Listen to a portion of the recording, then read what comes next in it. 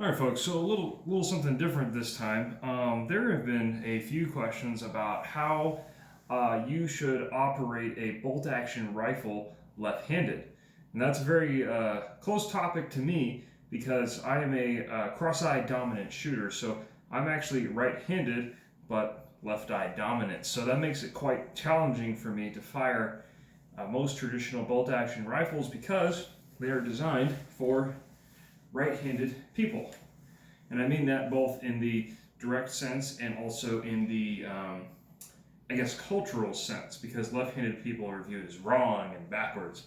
So hopefully I can kind of demonstrate here how I shoot my bolt-action rifles left-handed, or at least attempt to anyways, with the understanding that I pretty much feel like whatever operation that I choose with left-handedness is not going to be as fast as, say, a right-handed shooter. So we'll start off here with the basic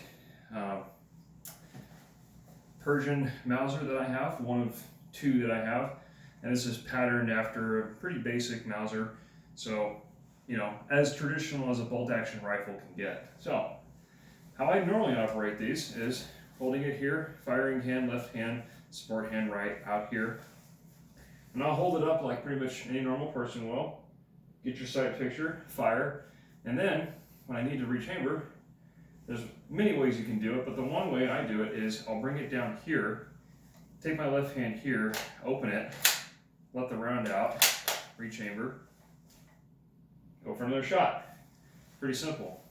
I've also seen people turn it over like this so the bolt handle's facing up, take that and use that as leverage, open it, really jam it back, push it forward, boom. So, for traditional bolts like that, it's really not too bad. For Mosins, it's a little bit more difficult though, because every Mosin I've had to fight with. So sometimes turning it over this way, so the bolt handle is straight up, gives you a bit more leverage to really crank that thing over, or push it down with your hand like this, and then really pull it back, using all of your strength, basically pulling the rifle forward while also using this arm to pull backwards. And then push it forward, lock it closed, go for another shot. Pretty simple. Now the other example I wanted to take a look at was straight pull rifles. And here I have my Swiss 1911 rifle, straight pull. This also applies to Austrian 1895s or M95 rifles or any other straight pull, rifle that's like that. These are obviously a little different because you can't rotate the bolt up and do that kind of thing. So I typically shoot these things, and I took the magazine out so that way it wouldn't get caught on an empty mag. There is you go fire, and then you can either just pull it back like this while it's still in your shoulder, and just boom, push it forward, wrap your hand back around, and fire again. Or like some people do, you just pull back here, pull it back down to where you're down here, open it, rechamber another one, go back up. But if you're a little bit stronger handed, I guess, in one arm or the other, you really want to keep it up, is you'll hold it like this, take your shot, and then hold it down here, and then you'll take your right hand, pull it back here, and just fling that thing right out of there, pull it back forward, and go for another shot. So you can do it that way as well. I find that method to be a little bit more difficult because it's kind of, the whole barrel length is fighting against you, and you kind of have to, prevent it from falling down like that. It's a little bit harder, but if you plant it on your body, it's a little bit easier to do that. So of course your brass is going to be like just flying out of that thing like that. M95s don't eject the same way as a Swiss rifle does, but just another way that you can do it. With my M95 anyways, I really have to fight that thing. So when I go to chamber another round, I will typically keep it like this, planted against my body, and really pull back on the handle like that, to give myself some extra leverage, because I really have to fight that thing. It's pretty bad. So, and then sometimes too, if you're trying to really get some extra I don't know, smooth this out of the operation of like M95 or like maybe some other straight pull rifles is you just manually recock it, right? So you got these are Swiss rifles, you have this ring back here. M95s, you have the cocking piece, and you just basically cock it yourself. Oops, cock it yourself, and then pull the bolt back. That makes it a lot easier. At least what I found, because on the M95 at least, if you're really trying to after you fired a round, really try to pull that bolt back, you're fighting against both cocking it and pulling the round out and pushing a new one back in. So if you pre-cock it, that makes it a lot easier, at least for me. So, yeah, operating traditional style bolt action rifles, both straight pull and traditional style, is a little bit difficult when you're left-handed, but definitely not impossible. And it may look a little weird to the people at the range, but you know what? You can make it work. And so that also reminds me too, I almost forgot to, is you can of course do the same thing with a bolt action, regular bolt action, not a straight pull, where you use your right hand to open it up like this, let the round out, and charge it back closed.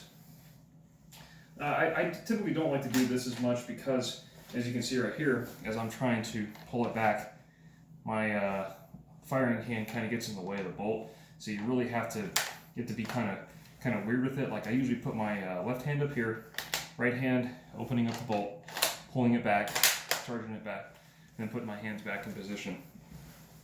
I find that to be a little bit slower and kind of less conventional too, but in some ways it can be more supportive and have a bit of a more leverage than using your left hand to do it, because as I've found in some cases when you start firing some of these older rifles, is when you're trying to rechamber with your left hand and really get this bolt down, especially when you're trying to close it, it can be a little difficult sometimes. So sometimes what I found is that you have to use your right hand here to really grab it here to act as a counterpoint, so you can really kind of basically twist the rifle closed.